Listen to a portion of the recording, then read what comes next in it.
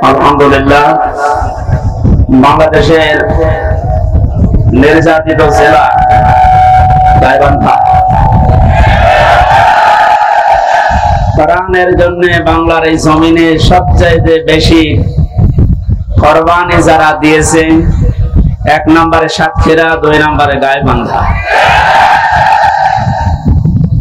সুযোগ আল্লাহ যখন দিয়েছেন, ইন্নাল্লাহা লা ইউগায়্যিরু মা বিকাওমিন হাত্তা ইউগায়্যিরু মা বিআনফুসিহিম, ততক্ষণ পর্যন্ত আল্লাহ কোন জাতির ভাগ্য পরিবর্তন করেন না যতক্ষণ তারা নিজেদের ভাগ্য নিজেরা পরিবর্তন না করে।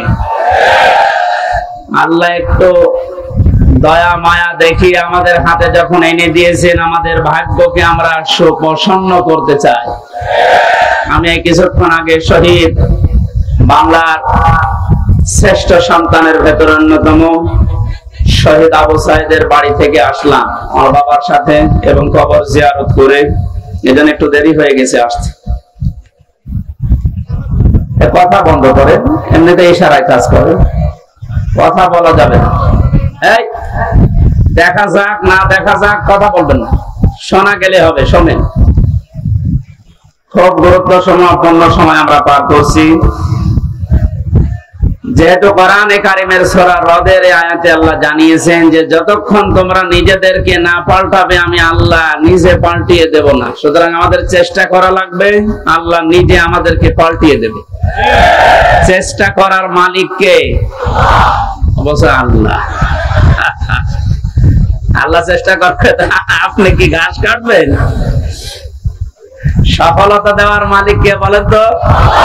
ওয়ালা তাহিনু ওয়ালা তাহজানু আনতুমুল আলাউনা ইন কুনতুম মুমিনিন। কোনো চিন্তা নেই, কোনো ভয় নেই। পৃথিবীতে বিপদ যত বড় হোক, ঈমান যাদের ভেতরে আছে এদের ভয়ও নেই, চিন্তাও নেই, চিন্তার রেখাও এদের কাছে আসে না। তার বাস্তব প্রমাণ ডাক্তার শফিকুর রহমান, জ্বলন্ত দৃষ্টান্ত। এই লোকটা, এত বড় বড় বিপদ আসে, শরীরের ভেতরে, চেহারার ভেতরে কোন চিন্তার লেশ পর্যন্ত আমরা পেলাম না। জেলখানায়ও দেখেছি না, কোনো চিন্তা নেই। সে বাংলায় একটা কথা বলে, ইংরেজি মিলে, নো চিন্তা ডো ফুর্তি, ওই রকম অবস্থায় আছে। এটা হয় শুধুমাত্র যাদের ঈমান পরিপূর্ণ থাকে তাদের ভেতরে। আমরা আজকের তেলাওয়াতকৃত আয়াতে তাফসীর আকারে কথাগুলো শুনবো ইনশাআল্লাহ। আমি যেটা সূরা রদ থেকে আপনাদের কাছে দিতে চাই, আল্লাহ যেহেতু জানিয়েছেন যে জাতি নিজের ভাগ্য পরিবর্তনের চেষ্টা করে না, আল্লাহ তাদেরকে পরিবর্তন করে দেয় না। সময় আসতেছে এবং আসবেও। আশা করছি বাংলাদেশের চট্টগ্রাম, সাতক্ষীরা, গাইবান্ধা, চাঁপাইনবাবগঞ্জ, ওদিকে বরগুনা, পটুয়াখালী, এই সমস্ত জেলা থেকে কোরআনে কারিমের যে খাদেম গুলো আসবে, আল্লাহ যেন তাদেরকে কামিয়াবি দান করেন আপনাদের মাধ্যমে। আমরা চাই এগুলো থেকে যদি বসে যায় কোরআনের কোন খাদেম, তাহলে জেলার পুরা বদনাম হয়ে যাবে।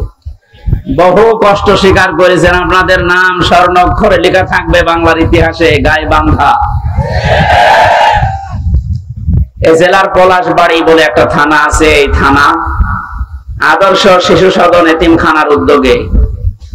শব্দগুলো খুবই গুরুত্বপূর্ণ।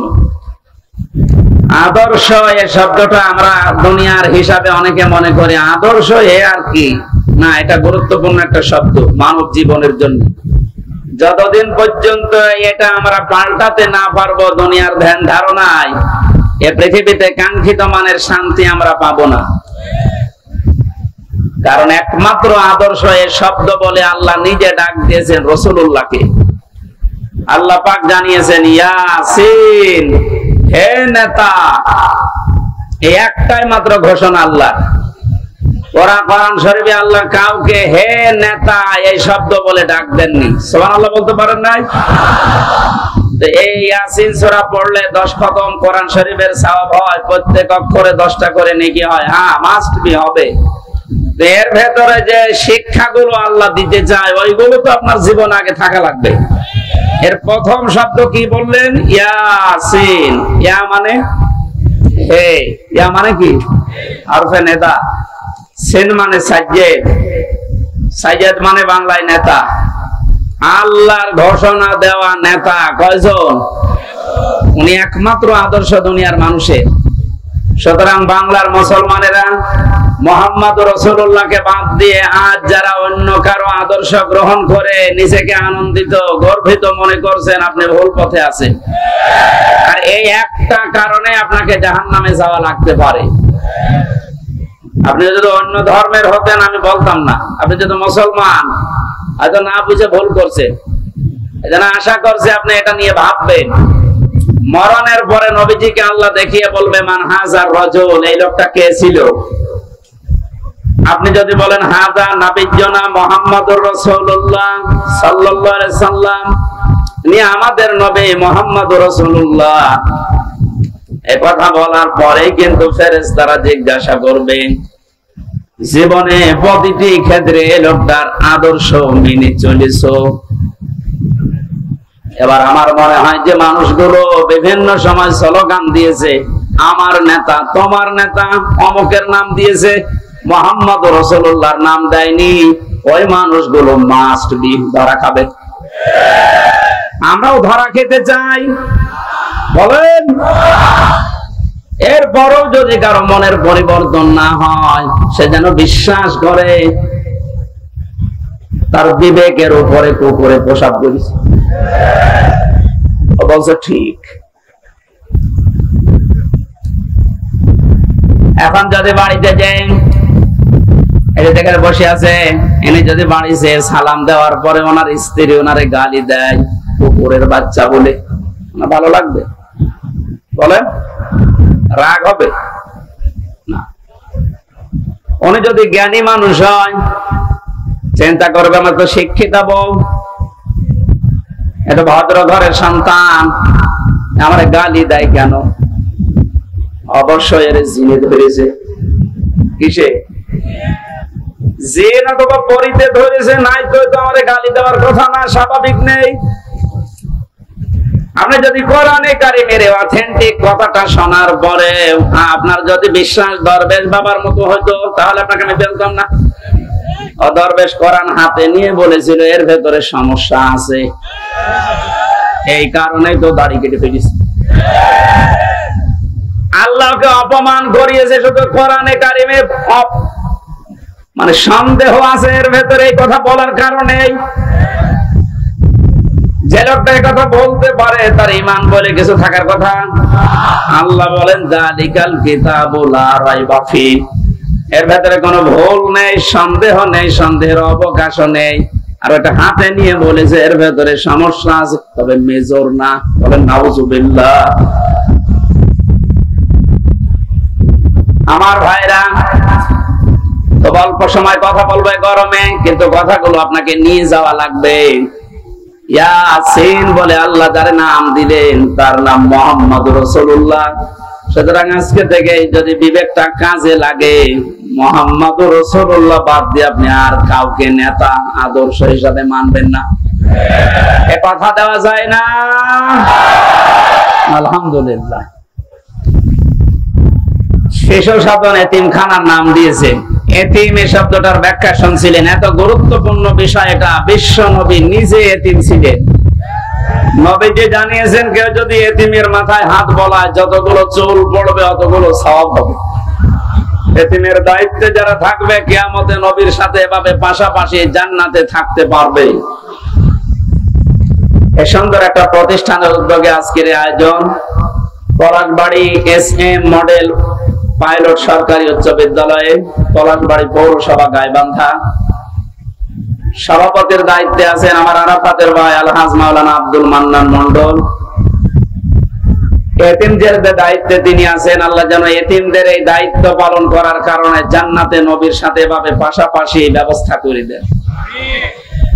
মাহফিলের প্রধান অতিথি সাবেক উপজেলা চেয়ারম্যান গাইবান্ধা সদর, আমাদের অভিভাবক জনাব মোহাম্মদ আব্দুল করিম সরকার, বিশেষ অতিথি মাওলানা নজরুল ইসলাম লেবু, মাওলানা জহুরুল হক সরকার, আরো অনেক মানুষের নাম এখানে দেখতে পাচ্ছি। বিশেষ করে জনাব আবু বকর সিদ্দিক, অধ্যাপক গোলাম মোস্তফা, জনাব আবু তালেব সরকার মাস্টার, শহীদুল ইসলাম মনিরুজ্জামান সহ নাম নাসানা মঞ্চে বসা শ্রদ্ধাভাজন ওলামা ইকরাম, সামনে বসা মুসলমান ভাইরা, পর্দার আড়ালের সম্মানিতা মা এবং বোনেরা, প্রাণ প্রিয় গাইবান্ধাবাসী, দল মত নির্বিশেষে কোরআনের এই আয়োজনে যারা সাড়া দিয়েছেন ইবাদত মনে করে, এটা কিন্তু এখন ইবাদত চলছে।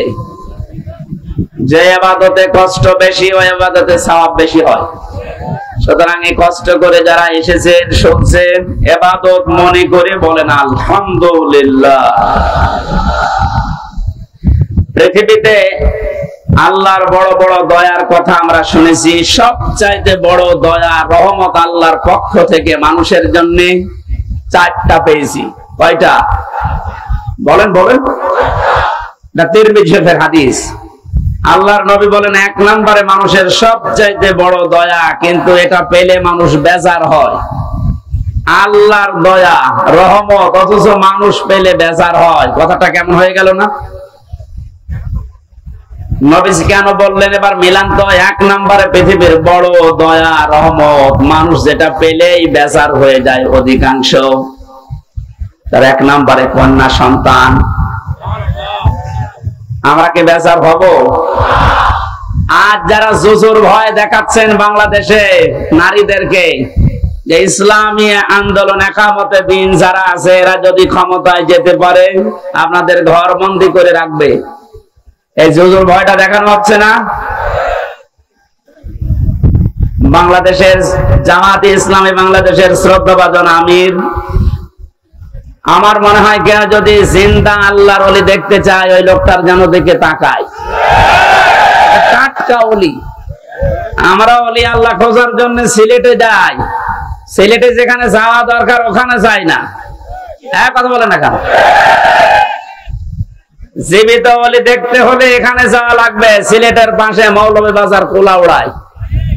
হেঁটে গেলে মনে করবেন এটা একেবারে জিন্দা ওলি। উনি ঘোষণা দিয়েছে নারীদেরকে আজ যারা জুজুর ভয় দেখাচ্ছেন, আমি গ্যারান্টি দিলাম যদি আল্লাহ আমাদেরকে জাতির খেদমতে কবুল করে, এই মেয়েরা পুরাটা উল্টিয়ে যাবে। তারা মনে করবে আমরা মায়ের কোলে আছি। ওনার কথার সাথে বাস্তবতার যেন আল্লাহ মিল করে দেন, বলেন আমিন। কন্যা সন্তান যাদের আছে আপনি বেজার হবেন না, কারণ কারো রিজিকের দায়িত্ব কারো হাতের উপরে, ঘাড়ের উপরে, মাথার উপরে আল্লাহ দেয়নি। যে আসতেছে দুনিয়ায় তার রিজিক সে নিজে করে নিয়ে আসতেছে। কথা বলেন এখন? দায়িত্ব যতদিন আপনার উপরে আছে যেভাবে হোক আল্লাহ চালিয়ে নেবে। যেহেতু এটা নবীর কথা যে এটা বড় রহমত, অথচ আমরা বেজার হয়ে যাই। আমার তো আল্লাহ দুইটা মেয়ে অলরেডি দিয়েছে, এখন যদি আরো মেয়ে আসে আমার কোনো নারাজি নেই, আমি খুশি। দ্বিতীয় নম্বরে হাদিসের ব্যাখ্যা শুধু বলছে, নবীজি জানিয়েছেন যারা মেয়ের বাবা আছো, মেয়েটা যখন কোন বাড়িতে আসে ফেরেশতা পর্যন্ত বাড়িতে নাজিল হয়ে যায়। কোন ছেলে আসলে ফেরেশতা নাজিল হয়, এ কথা কোরআনেও নেই, হাদিসেও নেই। অথচ মেয়ে মানুষ আসলে ওই বাড়িতে আল্লাহ ফেরেশতা আগে পাঠায়। ফেরেশতারা আসার পরে মাথার উপরে হাত দেয় ওই কন্যা সন্তানকে উদ্দেশ্য করে, বলে এটা একটা দুর্বল দেহ, একটা দুর্বল দেহ থেকে বের হয়ে এসেছে। এই মেয়েটাকে যারা আদর যত্ন করবে, এর পেছনে শ্রম দেবে, দিনের শিক্ষা দেবে, সৎ পাত্র থেকে পাত্রস্থ করবে, কিয়ামত পর্যন্ত আল্লাহর সাহায্য ওই বাবা মা গার্জিয়ানের উপরে থাকবে। বলেন সুবহানাল্লাহ। এজন্য আল্লাহর এই বড় দয়া, বড় রহমত আমরা যেন বেজার না হই কোনদিন। মেয়ে হওয়া মানে স্ত্রীর উপরে রাগ না, আপনার রাগ হচ্ছে আল্লাহর উপরে, কারণ ওটা তার স্ত্রী বানায়নি, বানিয়েছে কে? দ্বিতীয় নম্বরে পেয়েছি সবচাইতে বড় দয়া আল্লাহর পক্ষ থেকে, অথচ মানুষ বেজার হয়ে যায়। তার নাম মেহমান। নাম কি? এটার সাথে বাস্তবতার মিল আছে। যত ধনী মানুষ হোক, মেহমান আসলেই কেমন যেন মন খারাপ হয়ে যাচ্ছে। অথচ মেহমান যখন আসে, নবীজি বলেন সে তার নিজের খোরাকি সাথে নিয়ে আসে। বলেন সুবহানাল্লাহ। বিশ্ব নবী জানিয়েছেন 3 নম্বরে বৃষ্টি, 4 নম্বরে আল্লাহর নবী বলেন রোগ ব্যাধি। রোগ ব্যাধি যার যত বেশি হবে তার দুনিয়ার অপরাধ গুলো আল্লাহর মাধ্যমে মাফ করিয়ে নিষ্পাপ করে তার কাছে নিয়ে যাবে। সিস্টেম অপর পৃষ্ঠায় দেখুন তিরমিজি শরীফ, নবীজি বলেন 4টা বিষয়ে মানুষ আনন্দ পায়, 4টা বিষয়ে মানুষ খুশি হয়, কিন্তু আল্লাহর কাছে সবচাইতে ঘৃণিত নিকৃষ্ট এই 4টা। তার 1 নম্বরে নাম পেয়েছি যৌতুক। এদেশে নেই। সামাজিক ভাবে আন্দোলন গড়ে তোলা লাগবে। বৈষম্য বিরোধী ছাত্র আন্দোলনের মাধ্যমে যেহেতু সংস্কার চলছে, আজ বাংলাদেশের সমাজগুলো থেকে যৌতুক নামে এই মানবতার মহা কৌতুক বিদায় করে সংস্কার করা লাগবে। এই জন্য যতগুলো সংগঠন কাজ করছে মেয়েদের পক্ষে নাম নিয়ে, নারী পক্ষ, নারী স্বাধীনতা আন্দোলন, নারী বিপ্লব পরিষদ, নারী মুক্তি পরিষদ, এদেরকে বলছি এই 53টা বছর পার হয়ে গেল, আজ আপনারা যৌতুক মুক্ত করতে পারেননি। ইসলামের হাতে 5টা বছর তুলে দেন, যৌতুক নামে মানবতার সাথে মহা কৌতুক বাংলাদেশ থেকে মানুষ ঝাঁটিয়ে বিদায় করবে ইনশাআল্লাহ।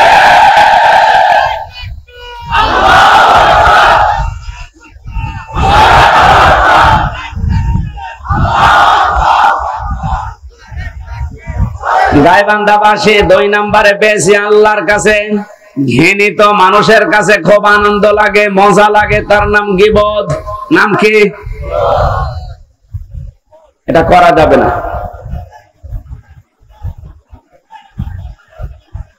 আপনারা কথা বন্ধ না করলে তো আমি কথা ভুলে যাব। কথা বন্ধ করুন। ঠিক আছে, মানুষের আসলে চাপ খুব বেশি হয়ে গেছে। নবীজি বলেন 3 নম্বরে মিথ্যা বলা, 4 নম্বরে সুদ আর ঘুষ খাওয়া। এই 4টা বিষয় আল্লাহর কাছে ঘৃণিত, কিন্তু মানুষ খুব বেশি আনন্দ পায়, মজা পায়। আমরা যেন বিরত থাকতে পারি, বলেন আমিন। দরুদ আর সালাম পাঠ করি আমাদের নবী। কিয়ামতে যাকে সামনে তোলা হবে আর তার উম্মতদেরকে পেছনে তোলা হবে। এখন নবীর উম্মত আমরা হতে পেরেছি কিনা এটাকে নিজের কাছে জিজ্ঞাসা করি। আল্লাহর নবী জানিয়েছেন আমার উম্মত তো তারা।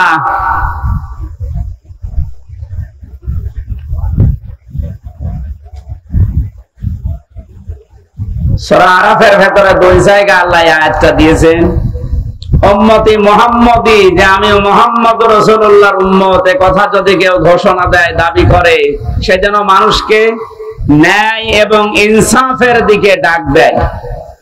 আপনার বিবেকের কাছে আমি প্রশ্ন করছি, আমি রাজনৈতিক কোন এজেন্ডা নিয়ে আপনার কাছে কথা বলছি না।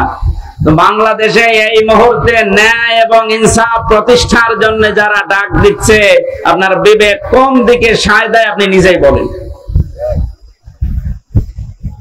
2 নম্বরে এটা যারা শুধু ডাক দিয়েই ক্ষান্ত না, এটা যারা কায়েম করতে চায়, প্রতিষ্ঠা করতে চায়, এই 2টা গুণ যাদের ভেতরে আছে, এরা নবীর উম্মত বলে দাবিদার, উম্মত বলে দাবি করতে পারে। আল্লাহ আমাদেরকে যেন এই 2টায় গুণান্বিত হওয়ার তৌফিক দান করেন, আমিন। কোরআনে কারিমের বহুল আলোচিত একটা সূরা, সূরা মাআরিজ। কি নাম বললাম?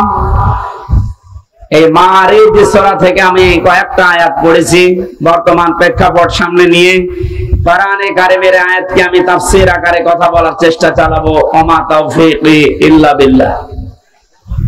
জবান খুলে আগে একটু তেলাওয়াত করেন, আউযু বিল্লাহি মিনাশ শাইতানির রাজীম, বিসমিল্লাহির রহমানির রহিম, ওয়ালা ইয়াসআলু হামীমুন হামীমা। আজকের আলোচনার বিষয় হচ্ছে মুক্তিপণ। কি বললাম? জবান খুলে বলেন, কি বললাম? এটা আমি বানিয়েছিলাম জেলখানায় থাকতে 22 সালে। বাংলাদেশের এই উত্তর অঞ্চলের ইসলামী আন্দোলন জামাতে ইসলামের শ্রদ্ধাভাজন সহকারী সেক্রেটারি জেনারেল, আপনাদের বিভাগের কৃতি সন্তান জনাব AKM ATM আজহারুল ইসলাম, উনি আমাকে জেলখানায় থাকতে বলেছিল, হামজা এই বইটা পড়ো, অনেক তথ্য জাতিকে দিতে পারবা, প্রোডাক্টিভ মুসলিম। ওর ভেতর থেকে আমি একটা সাবজেক্ট বানিয়েছিলাম কোরআনে কারিমের আয়াতের সাথে, ওখানে বাংলা লেখা দেখেছিলাম, এর নাম হবে মুক্তিপণ। কি বলেন তো? এই শব্দটা নিয়ে আজকে আমরা ব্যাখ্যামূলক কথা বলবো ইনশাআল্লাহ। এখনো আওয়াজ আসছে কানে?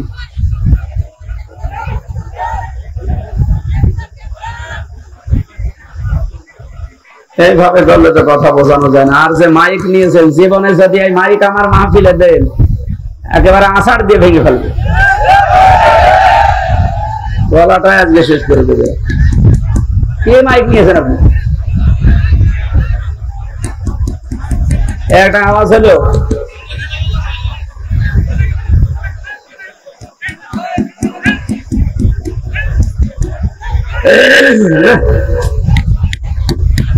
ভুল করেছে, আজকে না আসাই ভালো ছিল। ছাতা হাসানের আর মাহফিল কোনোদিন দিবা না, ছাতা কিছু জানে না, বোঝে না, আন্দাজে মাহফিল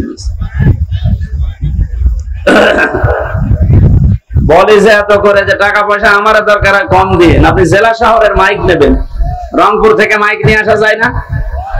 কোথায় বাদাম বিক্রি করে মাইক নিয়েছেন? এত জোরে আওয়াজ দিয়েও যদি আওয়াজ না শোনা যায়। আপনারা নিজেদের আওয়াজ একটু বন্ধ করেন তো ভাই। হ্যাঁ, একটু আওয়াজ বন্ধ করেন। আপনাদের বিভাগের সন্তানের কাছে পাওয়া বই থেকে যেহেতু এই সাবজেক্টটা বানানো, উনি থাকলে বাইরে আপনাদেরকে শোনাতেন, যেহেতু উনি এখনো ভেতরে। আমরা আশা করছি খুব তাড়াতাড়ি আল্লাহ আমাদের ভেতর ওনাকে ফিরিয়ে দেবে। আমিন। কি আপনারা চান না? হ্যাঁ, কথা বলেন না কেন? মাওলানা মামুনুল হক উনি আমার সাথে পাশের রুমে আমার ছিল। মাঝে মাঝে জামাতে ইসলামী বাংলাদেশের যে মানুষগুলোকে বিনা অপরাধে ফাঁসি দেওয়া হয়েছে, আমি এই কথা সিঙ্গাপুরে, মালয়েশিয়া কয়েকদিন আগে এখানে বলেছিলাম। এই জালেম যারা এ দেশে 17 বছর জুলুম করে গেল, এই জালেমদের দোসর এখনো ওখানে পালিয়ে আছে। ওরা যে ওই দেশের রাষ্ট্রদূত যারা পররাষ্ট্র মন্ত্রণালয় আছে, ওদের কাছে নালিশ দিয়েছে যে উনি যুদ্ধ অপরাধী যারা মামলার আসামি তাদের পক্ষে কথা বলে। এটা যদি আমার অপরাধ হয়ে থাকে, আবু সাইদ সহ বাংলাদেশের হাজারের উপরে কয়েকদিন 5 তারিখের আগে যারা মানুষকে বিদায় করে দিল, এরা কি মানবতা বিরোধী অপরাধী না?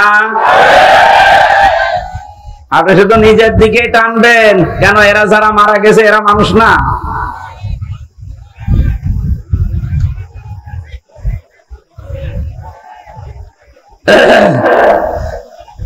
গাইবান্ধাবাসী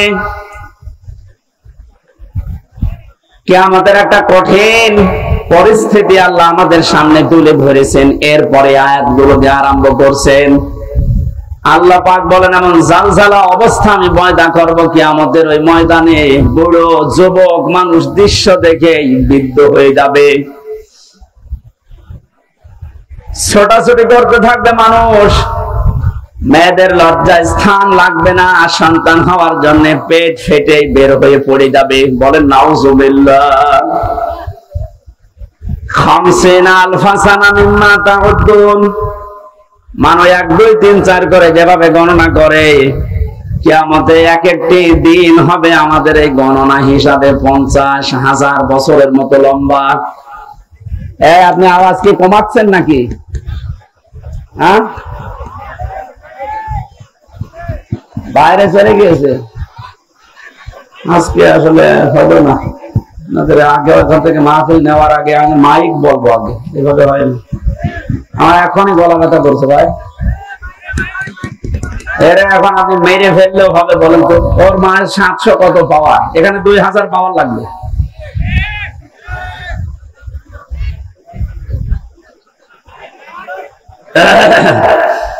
ডাক্তার শফিকুল ইসলাম মাসুদকে দিয়ে যে কাজ হবে, এখন কে দরবেশ বাবার দিয়ে সে কাজ হওয়ার কথা? এ যা নিয়ে এসেছে দরবেশ বাবার মতো, এখন লাগবে শফিকুল ইসলাম মাসুদের মতো। এ কথা বলছেন না কেন? আপনি পাবেন কোথায়? এই জন্য তো আমার কষ্ট হয়ে যাচ্ছে। এরকম একটা দৃশ্য আল্লাহ সামনে যখন নিয়ে আসবেন, আল্লাহ পাক আমাদেরকে সতর্ক করছেন, কোন বন্ধু কিন্তু বন্ধুর পরিচয় পর্যন্ত দিতে রাজি হবে না। আজ বাংলাদেশে আমরা একটা বাস্তব অভিজ্ঞতা দেখতে পেলাম, বন্ধুর পরিচয় দেওয়া না, বন্ধু অনেককে পরিচয় করিয়ে দিয়েছে। এই যে অবৈধ আনিসুল হক করে যখন ধরেছে, ও যদি নিচে চলে যেত, দরবেশ বেঁচেছিল, ধরা খাওয়ার পরে বলছে আমারে ওই যে ওরে নিবেন না, দরবেশ কেন হচ্ছে বললো আমি নৌকার মাঝি। কিসের মাঝি? ভালো করে তাকান সালমান। ওরা আশ্চর্য হয়ে গেছে যে মানুষ এত নিচে নামতে পারে। বাঁচার জন্য মানুষ দুনিয়ায় যদি এই করে, তাহলে বোঝা যাচ্ছে দাড়িটা এরা নবীর সুন্নত হিসাবে রাখে না, এটা ধোঁকা দিয়ে বোকা বানানোর জন্য রেখেছিল। আল্লাহ বলেন কিয়ামতের সবচাইতে বড় আপন বন্ধু যারা, এই মানুষগুলো নিজেরা নিজেদেরকে পরিচয় দেবে না। যখন তাদেরকে কেউ অন্যের দৃষ্টিগোচর করা হবে, সামনে যখন মানুষকে নিয়ে আসা হবে, মানুষগুলো সবচাইতে বড় বেঈমানি করবে যে না আমি চিনি না। আল্লাহ পাক বলেন ইয়াবাদুল মুজরিমু লাউ ইয়াফতাদি মিন আযাবি ইয়াউমিদিন বিবানি। এই কঠিন পরিস্থিতি যখন তৈরি হবে, এই মানুষটা নিজেকে বাঁচানোর জন্য ও যা আছে সব ফিদিয়া হিসাবে, জরিমানা হিসাবে দিতে রাজি হয়ে যাবে। আজকে দরবেশের কথা দেখেছেন যে আমারে ছেড়ে দেন, বাংলাদেশ আমি ঠিক করে দেব। মুক্তিপণ হিসাবে মানুষ ওই দিন সব দিতে রাজি হয়ে যাবে। পৃথিবীতে যত আপনজন আছে তাদের নাম আল্লাহ সিরিয়াল আকারে কিছু দিয়েছেন।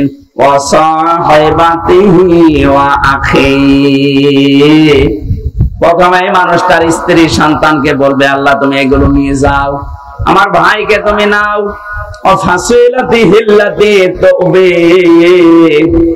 এই দুনিয়ায় যারা তাকে আশ্রয় দিত, দলীয় লোক, সামাজিক লোক, বংশের লোক, যারাই তাকে আশ্রয় প্রশ্রয় দিত, এই মানুষগুলোকে বলবে আল্লাহ এগুলো দিয়ে দিলাম। বলেন নাউজুবিল্লাহ। এ কথাকে আপনি 100 ভাগ বিশ্বাস করেন? বলেন। আমি আমার নিজের কথাই বলছি, আপনি নিজের সাথে এবার মিলাবেন। এই যে নিজের দলীয় লোকজন সব মানুষ দিতে চাইবে মুক্তিপণ হিসাবে।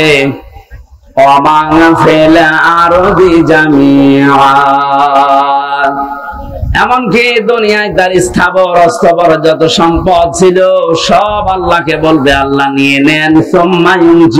এরপরও আমাকে আপনি নাজাত দেন, বাঁচান। মুক্তিপণ হিসাবে যেগুলোর নাম বললাম, নিজের স্ত্রী সন্তান, ভাই ভক্তর, দলীয় লোক, দুনিয়ার সব স্থায়ী অস্থায়ী সম্পদ, ওর আর কিছু আছে, সব দিতে রাজি হবে। কোরআন বলছে এরপরেও বলবে আমাকে বাঁচান, আমাকে ছেড়ে দেন।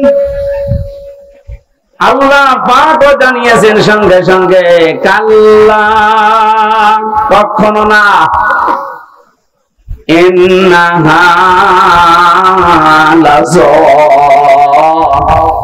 অবশ্যই আমি আল্লাহ তাকে জাহান্নামে লাজার দরজা দিয়ে প্রবেশ করাবো।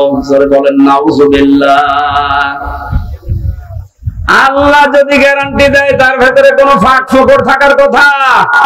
উনি বলছেন না, কখনো না। তুই যেগুলো দিতে চাইলি একটাও আমি মুক্তিপণ হিসাবে নিতে রাজি না। তোকে আমি লাজাই দেব। এখন লাজা কি? আমরা এখানে অনেকে এর আগে শুনেছি যে জাহান্নামের স্তর আল্লাহ বানিয়েছেন 7টা। কয়টা?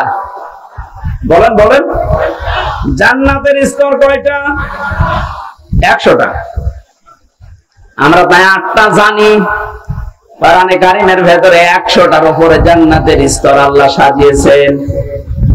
এর ভেতরে জাহান্নামের স্তর যেহেতু 7টা ধাপ, 7টা, এক একটা ধাপের আলাদা আলাদা নাম আছে। 3 নাম্বার যে ধাপটা তার নাম লাযা। আল্লাহ বলেন এত ভয়ঙ্কর যাক, নাযাআতাল লিশাওয়া। এই জায়গায় প্রবেশ করানোর সঙ্গে সঙ্গে মানুষের চামড়া খসিয়ে ফেলবে। বলেন নাউযুবিল্লাহ। এই পৃথিবীতে যত রকমের শাস্তির জায়গা আমি জীবনে যত দেখেছি, এই যে আয়না ঘরের নাম এখন শুধু শুনছি, আগেও বলতে পারতাম কিন্তু আমার বলতে দেয়নি। আমিও মাটির নিচে ছিলাম, গুম হয়েছিলেন এই যে আপনাদের এলাকার সন্তান। কত মানুষ গুম হয়েছিল এই দেশে। অনেকে বলেছে কি করেছে যে তাদের এত কিছু বলা লাগবে, গালি দেওয়া লাগবে। বাংলাদেশে যদি জালেমেরা কিচ্ছু না করে থাকে, ওদের শাস্তি দেওয়ার জন্য, বরদোয়া করার জন্য আয়না ঘর যথেষ্ট। আমি শুধু নাম শুনেছি, যে বাস্তবতা কত নির্মম। একটা পশুর সাথেও মানুষ এত নিকৃষ্ট আচরণ করে না। আমার সাথে যে মাওলানা ছিল মুফতি ফখরুল ইসলাম, উনি বলছিলেন আমাকে নিয়ে প্রথমে আমার এই হাঁটুর ভেতরে দিয়ে হাত দিয়ে হ্যান্ডকাপ দিয়ে 24 ঘন্টা বেঁধে রাখতো একটা তারের সাথে। শুধু টয়লেট করার জন্য 1.5 থেকে 2 মিনিট সময় দিত, খাওয়া দাওয়ার জন্য কয়েক মিনিট দিয়ে 24 ঘন্টা এভাবে বাঁধা। ঘুম নেই, একটু ঘুম যদি আসে গরম দিত। আপনি বলেন তো, কোন বিড়াল বেঁধে রাখে মানুষ, পাখি খাঁচার ভেতরে রাখে, তারপরেও তো কঠিন আচরণ করে। এরপরেও যদি জালেমরা নিজেদের জুলুমের ফেরেশতা খুঁজে না পায়, কি করেছি আমি যে আমার পদত্যাগ করা লাগবে। প্রকাশ্য গুলো তো বাদই দিলাম, গোপনে যেটা এইটাও যদি এখন সামনে ভালোভাবে নিয়ে আসেন, আপনি যে জালেম ছিলেন পৃথিবীতে তামাম দুনিয়া স্বীকার করবে। এই জন্য উপদেষ্টা যারা আছে তাদের একজন আসিফ, এই ছেলেটা জানিয়েছে বাংলাদেশের আয়না ঘর যেখানে যেখানে আছে এগুলো ধ্বংস করা লাগবে না, এগুলো রেখে দেন। মানুষ যেন দেখে বোঝে যে পৃথিবীর ময়দানে বাংলাদেশ নামক জায়গায় একটা জালেম ছিল। জালেমদের জন্য আপনি মায়া দেখায় অনেকে এখন বলে না কি আর করেছেন। সারা দেশের 18 কোটি মানুষও যদি আপনাকে মাফ করে দেয়, আমি আমার বাস্তবতা থেকে বলছি ব্যারিস্টার আরমানের বউ আপনাকে মাফ করবে না। ইলিয়াস আলীর স্ত্রী আপনাকে মাফ করবে না, যে ধোঁকা দিয়ে তাকে বোকা বানালেন যে আমি কিছু জানি না, অথচ প্রমাণ হয়েছে ওনাকে মেরে ফেলা হয়েছে। ও গাইবান্ধাবাসী, এই কথাটা আমি ভেতর থেকে বলছি এই কারণে, কারণ জালেম যারা এখনো পর্যন্ত আমরা দেখতে পাচ্ছি অনেকে জালেমের পক্ষে সাফাই গাচ্ছে। কয়েকদিন আগে গোপালগঞ্জের এক জালেমের দোসর ও জানিয়েছে, আপা ঘাবড়াবেন না, আপনি ঘাবড়ালে আমরা নরম হয়ে যাই। এখনো এই কথা বলেন, ওনার বিবেক আছে? আপনি জানেন বাস্তবতা কত নিচে নেমেছিল? এই দিককার মানুষগুলো কি, এরা কি মানুষ নাকি? ওইটা তো বলা যাচ্ছে না।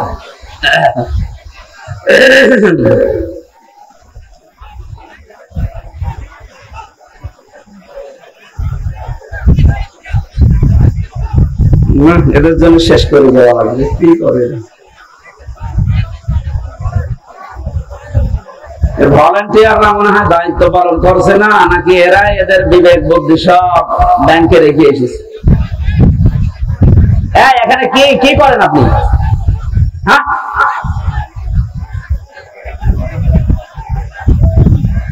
এমনিতে মাইক মন মতো না, কোনো আওয়াজ আছে, আবার এরা যদি এত ডিস্টার্ব করে কিভাবে করে?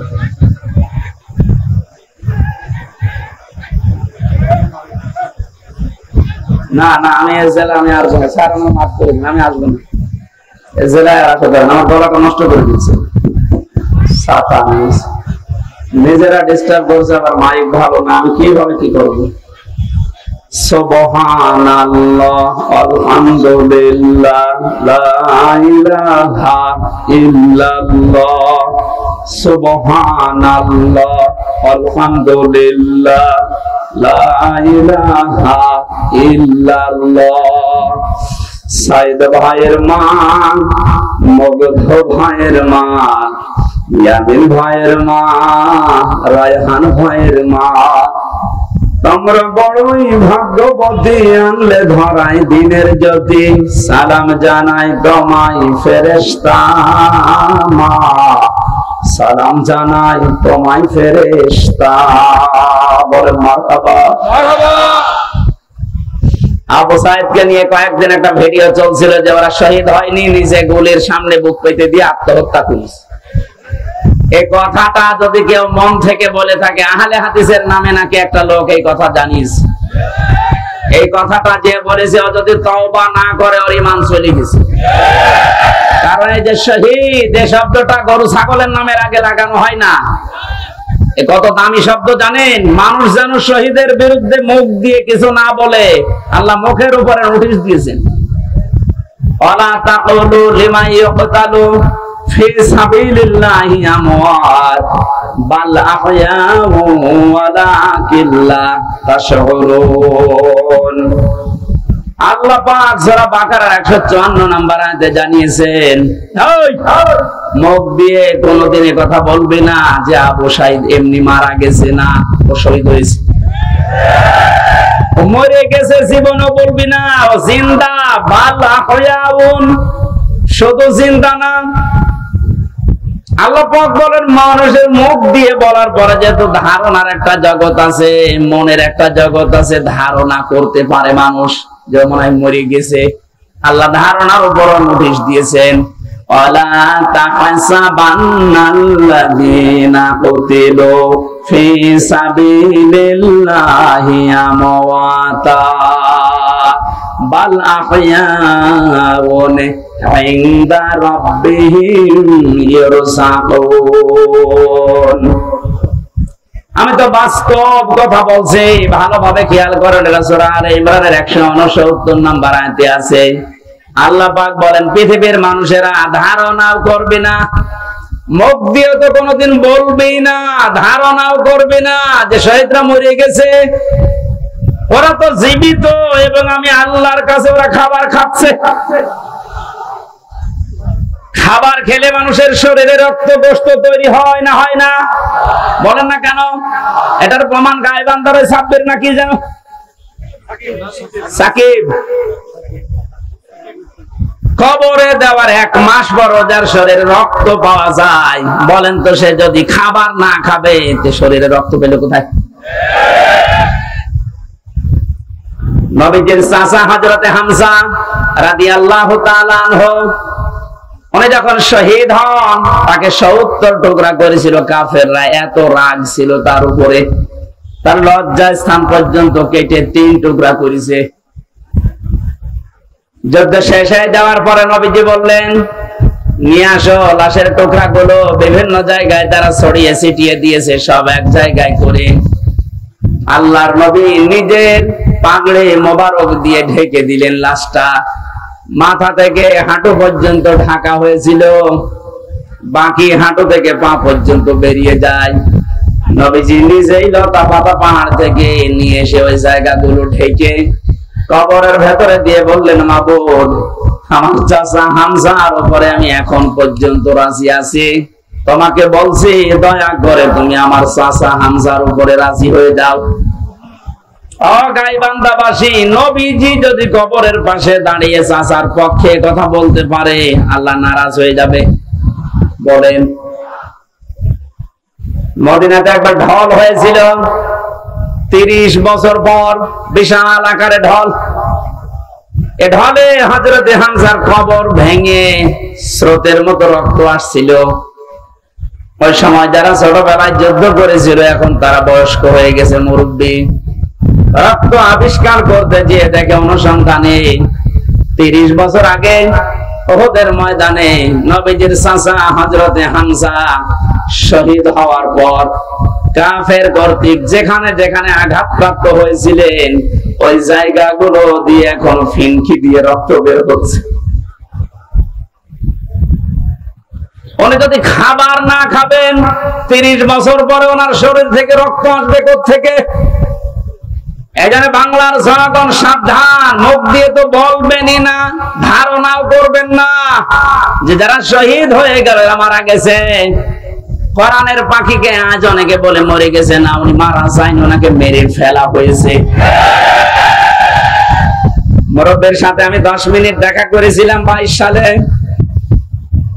কি সুন্দর কথাবার্তা, কি সুন্দর হাসি। আমার তো একদিন পরে পরে আমরা সংবাদ পেতাম ওখানে, এত কঠিন অবস্থায় আমার রাখতো। যেদিন উনি মারা গেছে তার পরের দিন পেপারে দেখলাম যে উনি মারা গেছে। বাইরে এসে দেখলাম যে ভিডিও গুলো হাসপাতালে নিয়ে আসার সময়, বের করার সময় যে হাসিটা দিয়েছিল, কোন অসুস্থ মানুষের মুখ দিয়ে ওই হাসি বের হওয়ার কথা না। ওনাকে ধোঁকা দিয়ে বোকা বানিয়ে জেলার আর সুপার এখন স্বীকার করছে যে আমরা উপরের নির্দেশে এটা করেছি। আমাদেরকে বলা হয়েছিল যে সই স্বাক্ষর করে বলেন যে নির্বাহী আদেশে ছেড়ে দেবে। আমরা এই প্রসেস শেষ করে দিলাম। এই যে ডাক্তার মোস্তফা জামান নামে এই কোলাঙ্গার উপরের নির্দেশ পেয়ে শেষ পর্যন্ত সারা বিশ্বের আলেমদের মাথার মুকুট আমরা যাকে মনে করি, এই যে তাফসীর মাহফিলের জনক যিনি পৃথিবীতে, বিশেষ করে বাংলাদেশে তো হবেই। তাফসীর মাহফিলের শব্দ শুনলেই মানুষ মনে করে আল্লামা সাঈদী।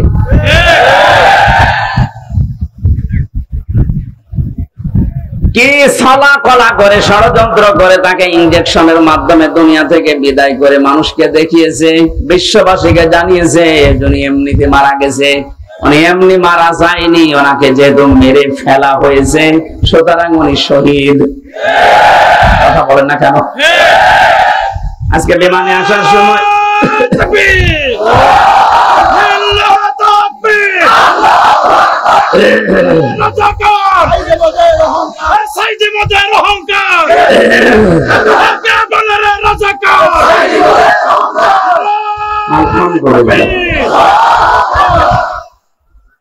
আজকে মিরপুরে নামাজ ছিল 10 নম্বরে, মিরপুর ঢাকা।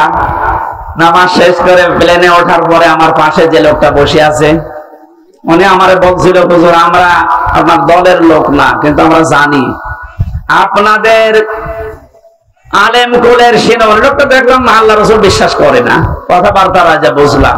আমাকে বলছে আল্লামা সাঈদী আপনাদের কোরআনের পাখি বলে যারে জানেন, এই লোকটাকে এমনি মারা যায়নি, ওনাকে মেরে ফেলা হয়েছে। আপনারা যারা আছেন এই মানুষগুলাই চুপ করে, এই মানুষগুলোকে আপনারা বলেন, এই ডাক্তার মোস্তফা জামানকে নিয়ে আপনাকে যে রিমান্ডে নিয়েছিল 10 দিন, ওরে 2 দিন নেন। 2 দিন একটু রিমান্ডে নেন, ও সত্য কথা সব বলে দেবে যে কিভাবে কিভাবে কিভাবে। আমির জামাত ডাক্তার শফিকুর রহমান উদার হয়ে সবাইকে মাফ করে দিয়েছে, কিন্তু উনি একটা শেষ কথা জানিয়েছে, অন্যায়ের সাথে সরাসরি যারা জড়িত এই মানুষগুলোর কোনো ক্ষমা নেই। নবীজি যেমন 13 জনকে মাফ করেছিলেন, বলেছিলেন যদি এরা কাবা শরীফের গিলাফ ধরেও থাকে ওখানেও এদেরকে মেরে ফেলা লাগবে। 1500 বছর আগে যদি 13 জন ওইরকম হয়, 1500 বছর পরে আমার মনে হয় এখন 26 জন হয়ে গেছে। তার ভেতরে এই খালা অন্ডকোষ্ঠ উড়িয়ে গেছে। এরকম আরো যে শয়তানগুলোর কারণে হাজার হাজার মানুষ বিনা কারণে আমার মতো 3 বছর 5 বছর 10 বছর 15 বছর জেলে ছিল, এদেরকে আপনি কি জবাব দেবেন? মাফ করে দিলেই সব হচ্ছে? কেউ যদি জালেমকে মাফ করে দেয় সেজন্য মজলুমের উপর অবিচার করে। এখানে ভুক্তভোগী যারা, আমরা তো জানি, আমার মেয়েটা আমারে চেনে না, ছোটটা, আমার মনে কি দুঃখ বলেন তো? আমি যদি অপরাধ করতাম আপনি আমার অভাবে রাখতে পারতেন, কিচ্ছু জানি না। কিন্তু সুখের সংবাদ, গত বর্ষদিন আমার মামলা সব ভিসমিস হয়ে গেছে। কারণ বিচারপতি দেখার পরে বলছে কি দেখে বিচার করবো, এর ভেতরে তো কোনো মাল নেই, এতদিন আমি বিচার করতাম, কিন্তু আমি পারি নাই, ওপরের নির্দেশ ছিল তাই। এখন যেহেতু এড়া ঘোড়া, কোনো চাপ নেই, এ মামলার কোনো বিচার নেই, সব ফেলে দিলাম। আজকে আমার উকিল দেখা করে বললো যে সব বাতিল করে দিয়েছে।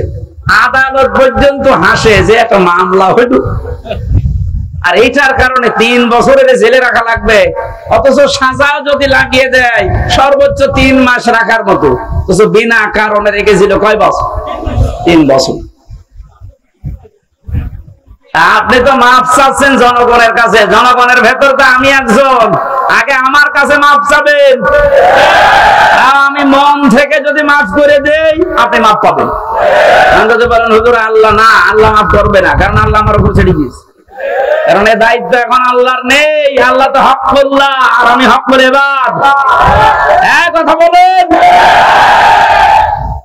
আপনি কোন মুখ নিয়ে ব্যারিস্টার আরমানের বর কাছে মাফ চাবেন বলেন? আমান আজমের স্ত্রীর কাছে কি করে মাফ চাবেন? মহিলাটা আজ কত বছর অপেক্ষা করে না থাকতে পারে, গত বছর বিয়ে করে ফেলেছে।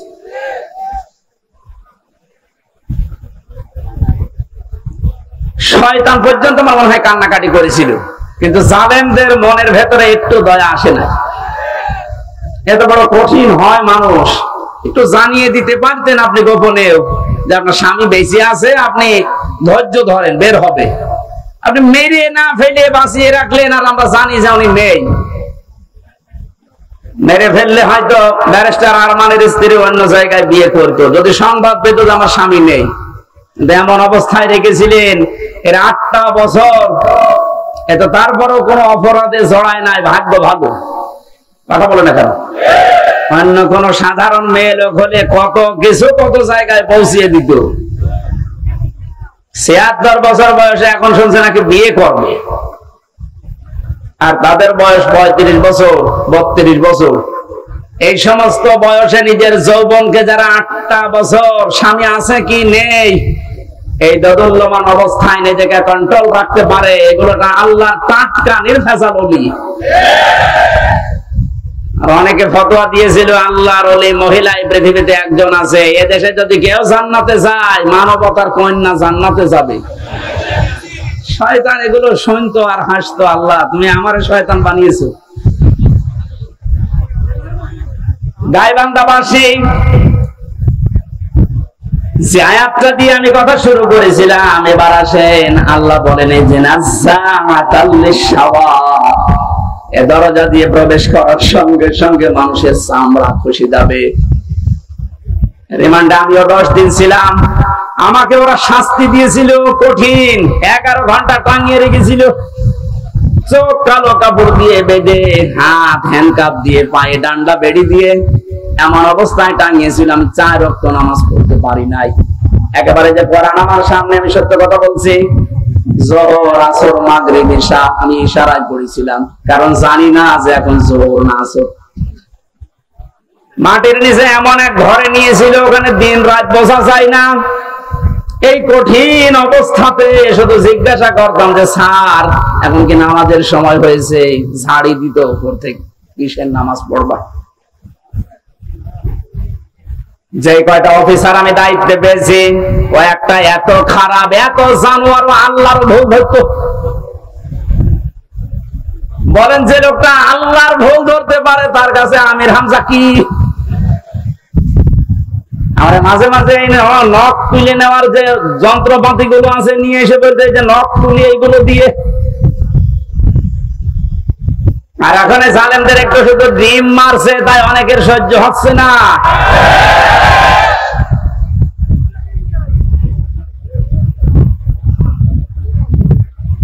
এত বড় কঠিন শাস্তির ভেতরে কেউ 8 বছর 10 বছর, আমি তো কান্নার আওয়াজ শুনতাম মাঝে মাঝে 7 তলা থেকে।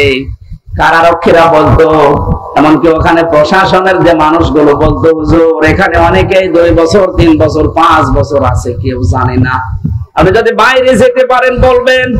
কিন্তু ভাগ্যের নির্মম পরিহাস, বের হওয়ার পরে এমন এমন থ্রেট দিয়েছে, যদি কোনো কথা উচ্চারণ করি আমিও গায়েব হয়ে যাব। আল্লাহ যেহেতু নিজে দয়া করে এখন সুযোগ দিয়েছে, এ বাংলাদেশের শুধু ডিবি অফিসে না, এই ডিজিএফ এর দায়িত্বে যারা আছে আর্মির এখানে মাটির নিচে আয়না ঘর না এরকম বহু জায়গায় আছে, যেখানে যেটা আছে খুঁজে বের করে ওখান থেকে সবাইকে তাড়াতাড়ি মুক্ত করিবেন। এটা মানবতার সাথে সব চাইতে বড় অপরাধ এই আয়না ঘর, এই গুম। আজকে বিশ্ব গুম দিবস ছিল।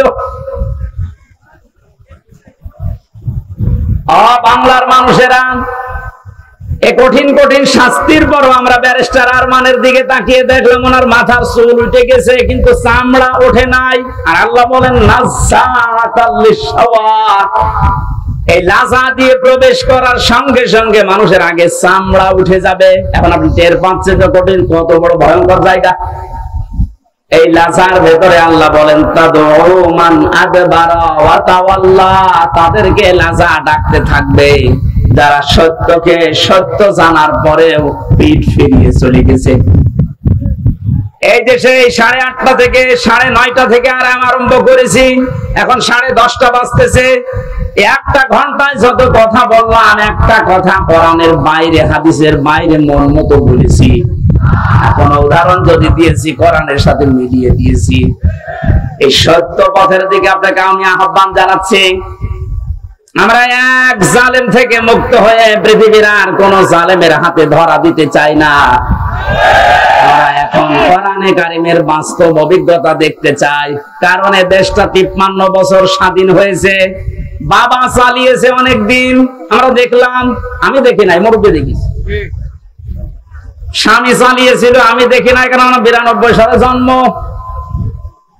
মুরব্বীরা দেখেছে। চাচা চালিয়েছিল, আমি দেখেছি না, কানে জানি না, শুনেছি। কথা বলছে না। বউটা তো দেখলাম, ভাবিটা দেখেছি। সবাই তো সবার মতো চালিয়েছে। এখন শুধু দেখতে বাকি আছে যে কোরআন দিয়ে দেশ চললে কেমন দেখা যায়।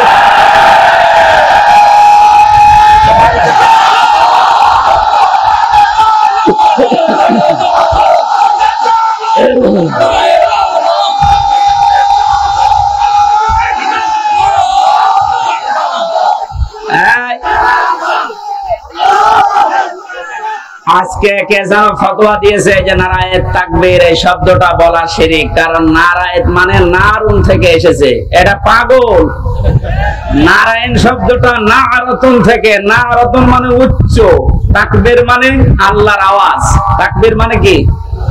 নারায়েত তাকবীর, উচ্চ আওয়াজে আপনি তাকবীর দেন। এই শব্দটা এখান থেকে, ওরা নারায়ে এখান থেকে নিয়ে এসেছে। নারুন মানে আগুনের তাকবীর। এটা আমাদের কলবের, অন্তরের এবং আত্মার সাথে মিশে থাকা একটা তাকবীর।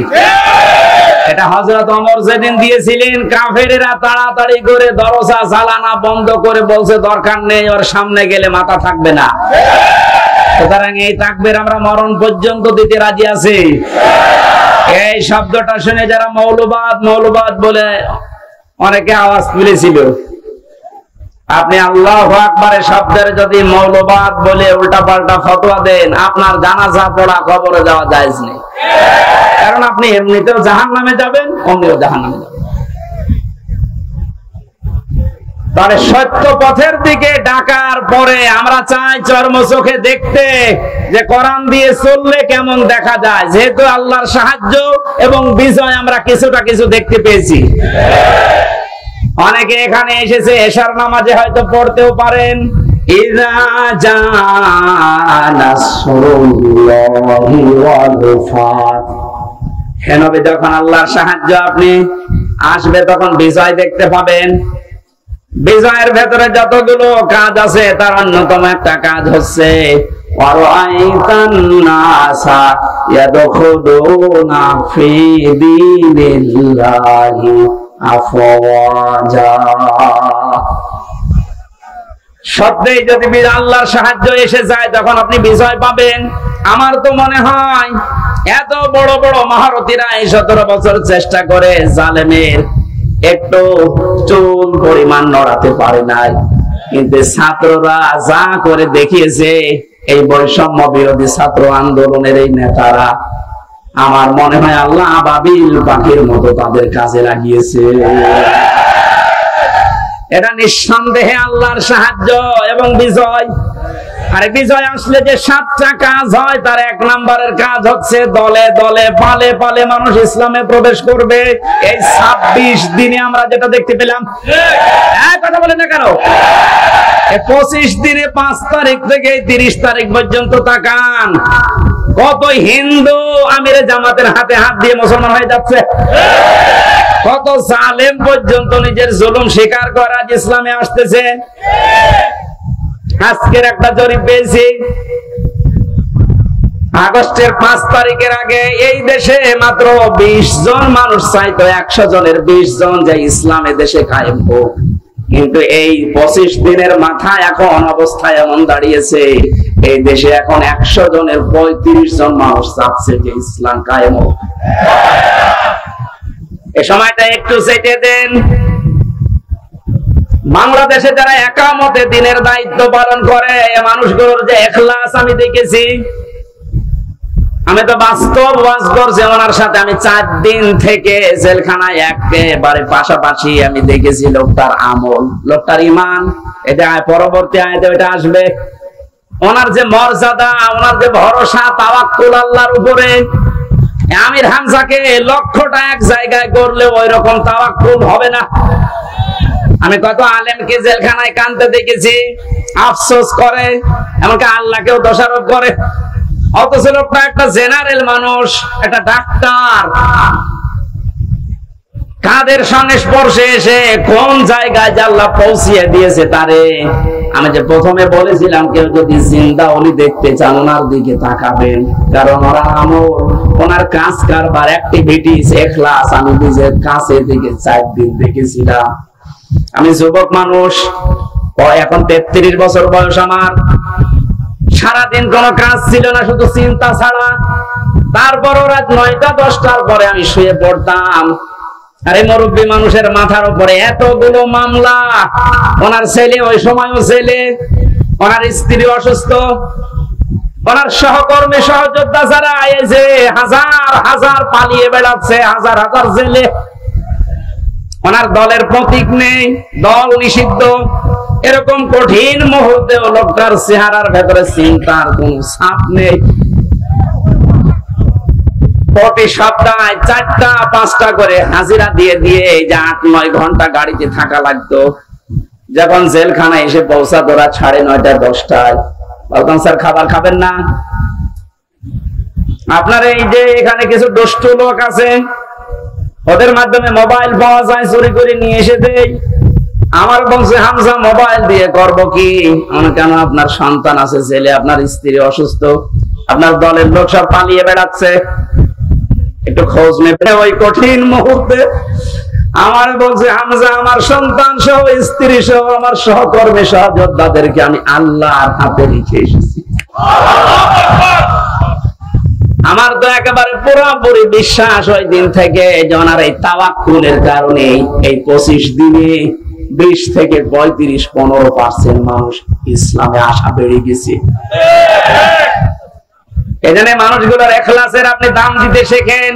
এদেশের দেশপ্রেমিক হিসাবে যদি এখন 1 নম্বরের তালিকায় থাকে যারা ভুয়া ভুয়া তুলেছিল, তাদের এখন মানুষ চিনে ফেলেছে। বাংলাদেশের একজন প্রতিযশা আলেমে দিন মুফতি কাজী ইব্রাহিম বাইরের দেশ থেকে ঘোষণা দিয়েছে, মানে কিন্তু পাগল ছাগল না, 10 জন আলেম যদি এই দেশে থাকে তিনি একজন। ঘোষণা দিয়েছে, এই বাংলাদেশে যদি কেউ দেশপ্রেমিক বলে দাবি করে, সেটা 1 নম্বরে জামাত আর শিবিরেরা। বাকিগুলো যারা এগুলো তুলতেছে, এই কথা শোনেন আগে, বাকি যারা এগুলো তোলে অধিকাংশ গুলোই মিথ্যাবাদী। দেশপ্রেমের ধোয়া তুলছে যে আমি দেশপ্রেমিক, অথচ শরীরের ভেতরে দেশপ্রেমের কোন চিহ্ন নেই। পায়ে যে জুতা দিয়ে আছে বিদেশি জুতা, গায়ে যে শার্ট দিয়েছে বিদেশি শার্ট, কথা বলবে না। এমনকি মাথার চুলেন কাটিং তাও বিদেশি, বিরাজ করে এসেছিল বিদেশি, এমনকি বিয়ে করেছে তাও বিদেশি। আর কে বলছে যে দেশপ্রেম? শয়তান এগুলো দেখে হাসতো, এখন মনে হয় শয়তানের হাসি একটু বন্ধ হয়েছে।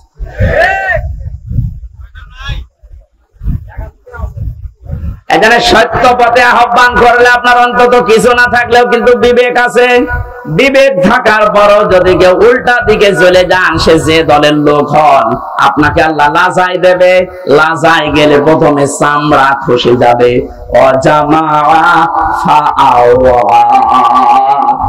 আল্লাহ পাক বলেন 2 নম্বরে দুনিয়ায় যারা মাল সম্পদ জমা করে আর মনে করে এটা স্থায়ী ভাবে থাকবে, এটা আজকে অনেকেই 17 বছর মনে করেছিল।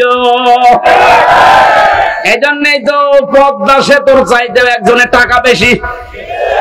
এই দরবেশের টাকার পরিমাণ দেখেছেন, শুধু ঋণ ছিল 36,000 কোটি টাকা পদ্মা সেতু বানাতে। 2 নাম্বারই করে লিখেছে মাত্র 32,000 কোটি। তার মানে ওর টাকা দিয়ে আরেকটা বানানো যাবে। এই আয়াতের সাথে 100 ভাগ মিলে গেছে। ওরা মাল সম্পদ জমা করে আর মনে করে এটা স্থায়ী ভাবে আমার কাছে থাকবে, এ আর হাতছাড়া হবে না। আল্লাহ এমন ভাবে ধরেছেন, চোখ বন্ধ করার সময় দেয়নি। এই কথাগুলো বলতে বলতে আল্লাহ মানুষের কিছু আচরণ এবার তুলে ধরবেন। এবার আমি সহ যারা বসে আছি প্রত্যেকে আল্লাহর এই আয়াতের সাথে মিলান। ইন্নাল ইনসানা খুলিকা হালুয়া। অবশ্যই আমি আল্লাহ মানুষকে বানিয়েছি অস্থির চিত্তরূপে। সব সময় মানুষ শুধু ব্যস্ত ব্যস্ত ব্যস্ত। 2 নম্বরে ইদা মাসাহু শাররু জাযুআ, যখন তাকে কোনো অকল্যাণ স্পর্শ করে তখন হায় হতাশ করে, তখন একেবারে পাগলের মতো হয়ে যায়। ওয়াইদা মাসাহুল খায়রু মানুহা, যখন তাকে কোনো কল্যাণ ভালো কিছু পায় তখন ওই লোকটা কৃপণ হয়ে যায়। মানুষের কিছু চরিত্র বর্ণনা করছিলেন আল্লাহ। আল্লাহ রাব্বুল আলামিন বলেন, মানুষ অস্থির, বিপদে পড়লে মানুষ হায় হতাশ করে, নিয়ামত পেলে কৃপণ হয়ে যায়। কিন্তু তারা না, ইল্লাল মুসাল্লিন, মুসাল্লিরা বাদ দিয়ে। কারা বাদ? আমরা এখানে যারা আছি মুসল্লি কিনা বলেন তো? বলেন বলেন। জীবনে যাই করেন না কেন ফরজ নামাজ ছেড়ে দেবেন না। মুসল্লি যারা আছে তাদের এবার আল্লাহ 12টা গুণ দিচ্ছেন। সব মানুষের ভেতরে আগের বর্ণিত এই গুণগুলো আছে। এরা অস্থির, নিয়ামত পেলে এরা কৃপণ হয়ে যায়, বিপদে পড়লে হায় হতাশ করে। কিন্তু মুসল্লিদের ভেতরে এগুলো থাকবে না। মুসল্লিদের ভেতরে যেহেতু এগুলো থাকবে না, আর আমরা মুসল্লি দাবি করছি, কোরআন বলছে তোমাদের ভেতরে 12টা গুণ থাকা লাগবে। কয়টা? আজকে এই 12টা গুণের কথা শুনে বাড়ি নিয়ে যাবেন, তাহলে এই মাহফিল সাকসেস হবে। কথাগুলো আমরা বলছি, এই মাহফিলটা যেহেতু এতিমদের জন্য দিয়েছে, ওনারা বারবার পেছন থেকে খোঁচাচ্ছে যে আমাদের টাকা পয়সা কিছু দরকার এতিমের জন্য। 3-4 মিনিট সময় দিচ্ছি, 12টা গুণ আমি বলবো। যারা যাচ্ছে ওনাদের কাছে সর্বোচ্চটা একেবারে শেষ, বাড়ি যাওয়ার ভাড়া রেখে বাকিটা দিয়ে দেবে।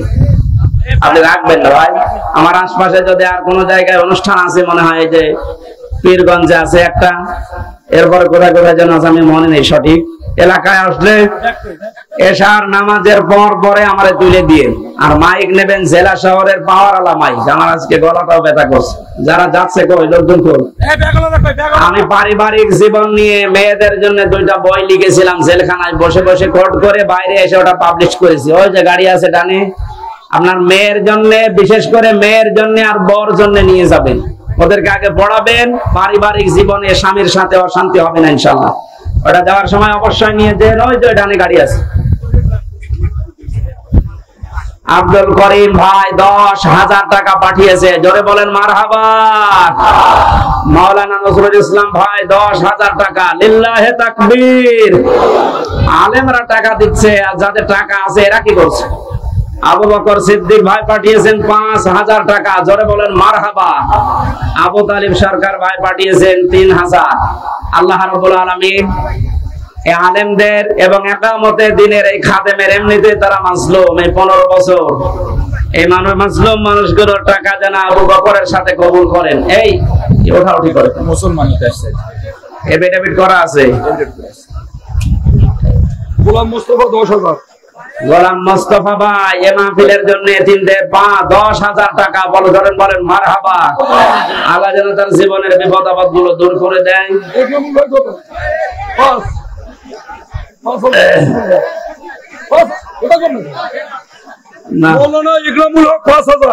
মাওলানা একরামুল ভাই পাঠিয়েছেন ৫,০০০। জোরে বলেন মারহাবা। এই নিজে না দিতে পারলে তো এখানে আমার এক ভাই এসেছে মুসলিম কুড়িগ্রাম থেকে, উনি ইসলাম ধর্ম গ্রহণ করবে, যে এফিডেভিট করে নিয়ে এসেছে। লিল্লাহে তাকবীর। নাম কি ওনার? নূর ইসলাম। বর্তমানে না, এখন নাম কি? নাম কি ছিল?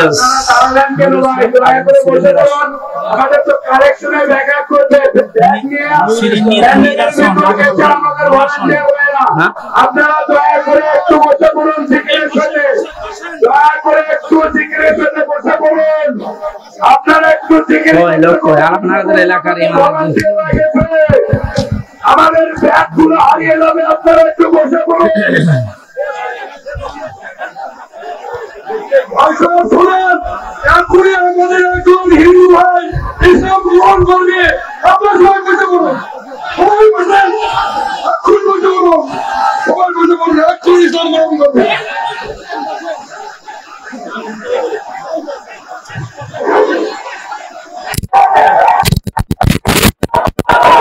আপনারা কথা বন্ধ করেন, ভাই কথা বন্ধ করেন। হতে এসেছিলেন, দিয়েছিলেন, আপনারা দেন তো লিল্লাহে তাকবীর।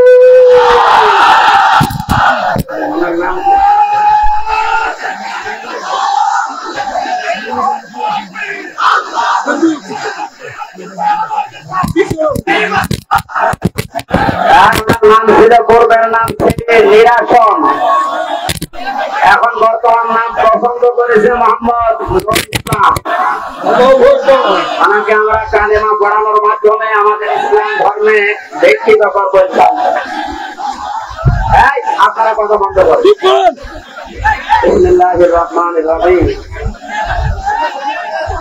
লা ইলাহা ইল্লাল্লাহু মুহাম্মাদুর রাসূলুল্লাহ। আশহাদু আল্লা ইলাহা ইল্লাল্লাহু ওয়াহদাহু লা শারীকা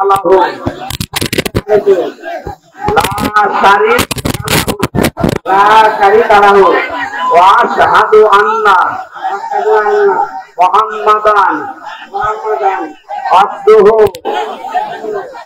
ওয়া রাসূলুহু। আমি সাক্ষ্য দিচ্ছি, আল্লাহ বাদে কোন মাহবুদ নেই, ইলাহা নেই, ইবাদত করার যোগ্য কেহ নেই, ইবাদত করতে কেহ নাই। এবং আমি আরো সাক্ষ্য দিচ্ছি মুহাম্মাদুর রাসূলুল্লাহ আল্লাহর বান্দা এবং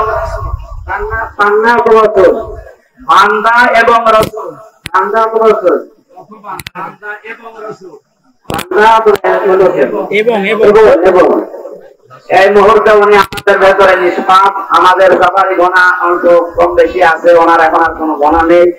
আমরা এই লাখো মুসলিমদের ভাইয়ের পক্ষ থেকে আমরা ওনাকে বুকে আলিঙ্গন করছি। লিল্লাহে তাকবীর।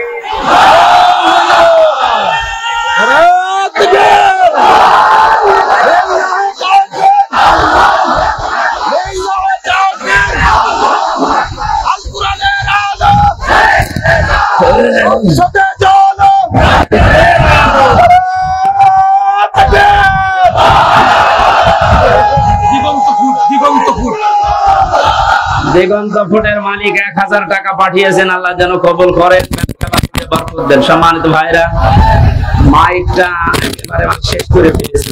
আমি আশা করছি এরকম মাইক না দেবেন না। একটু আমরা এখনো মজলুম অবস্থায় আছি এবং মুসাফির অবস্থায় আছি। বসেন ভাই, বড় অসুস্থ অবস্থায় আছে, যেখানে দাঁড়িয়ে আছেন বসেন তো। এই যে দানে আছে, ওটা স্ত্রীর জন্য, মেয়ের জন্য মাস্ট বি, অবশ্যই নিয়ে যাবেন সাথে করে। পরিবারে আমার মনে হয় জেলখানায় আমি দেখেছি ১০০ জনের ৭০ জন এই পারিবারিক মামলার কারণে জেল খাটতেছে। এটা যেন আর না হয় সেই জন্য লিখেছিলাম, এটা নিয়েছেন। আল্লাহুম্মা আমিন। লা ইলাহা ইল্লা আনতা সুবহানাকা ইন্নী কুনতু মিনাজ জালিমিন। রব্বুল আলামিন বৈষম্য বিরোধী ছাত্র আন্দোলনে যে মানুষগুলো জীবন দিয়ে গেল, যাদের মাধ্যমে স্বাধীনভাবে তোমার কোরআনের কথাগুলো আমরা বলতে পারি, শুনতে পারি, তাদেরকে তুমি শাহাদাতের মর্যাদা দান করো আল্লাহ।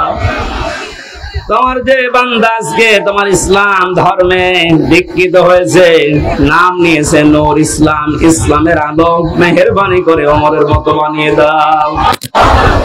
এই পলাশবাড়ির ময়দানে যারা কোরআনের জন্য কষ্ট স্বীকার করেছে, এদেরকে মাফ করে দাও। আগামীতে এই মাহফিলটা কোরআনের খাদে খেদমতে, কোরআনের প্রচার প্রসারে বিশাল আকারে কবুল করো। মা বোনদেরকে মাফ করে দাও। আইলে আমার কণ্ঠের মারাত্মক ব্যথা করছে, আমার কণ্ঠটা তুমি ভিক্ষা দাও। রব্বুল আলামিন যত আলেম এখানে বসে আছে, একামতে দিনের খাদেমরা বসে আছে, এদেরকে তুমি আবু বকরের সাথে কবুল করে নাও। এই বাজারে যত মানুষ ব্যবসা বাণিজ্য করে, আল্লাহ ব্যবসা বাণিজ্য বরকত দিয়ে দাও। যত এতিম এই পলাশবাড়ির মানুষেরা লালন পালন করছে, আল্লাহ এতিমদেরকে মেহেরবানি করে মুহাম্মদ রাসূলুল্লাহ যেহেতু এতিম ছিলেন, তার সাথে তুমি কবুল করে নাও। এদের অভাব অনটন দূর করে দাও। এই রংপুর বিভাগের মানুষেরা বিশেষ করে আমরা জানি বাংলার অন্য এলাকার তুলনায় এরা এমনিতে একটু গরিব মানুষ, আল্লাহ এদের অভাব দূর করে দাও, এদের স্বভাব তুমি ভালো করে দাও। এই গাইবান্ধা জেলাটা কোরআনের ঘাঁটি, সারা বাংলাদেশ এটা জানে। আল্লাহ এটা জানে, এরা সামনে প্রমাণ দিতে পারে, সেই ঈমান এবং যোগ্যতা এদেরকে তুমি দাও। বারাকাল্লাহু লানা ওয়া লাকুম ফিল কোরআনিল আযীম। কখন কার মরণ চলে আসে জানি না। মরতে আমাদের দুঃখ নেই, চিন্তাও নেই, ভাবনাও নেই, কিন্তু আমরা শাহাদাতের মরণ চাই। কোরআনের পাখি সারাটা জীবন দোয়া করতো, আল্লাহুম্মা ইন্নী আসআলুকা শাহাদাতান ফি সাবিলিক।